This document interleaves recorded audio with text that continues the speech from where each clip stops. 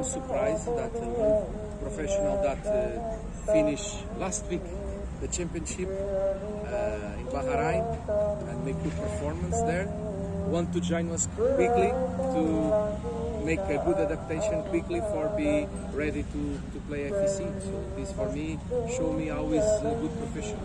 Ya, saya sebenarnya agak terkejut sih. Ya, liga mereka baru selesai minggu lalu, jadi dia langsung mau cepat-cepat datang dengan tim beradaptasi, mempersiapkan diri untuk AFC. Jadi ini adalah sinyal bahwa pemain ini adalah peduli terhadap performa dan juga persiapan tim. Ini Everton. Terima kasih sudah nonton. Jangan lupa like, subscribe, dan share ya.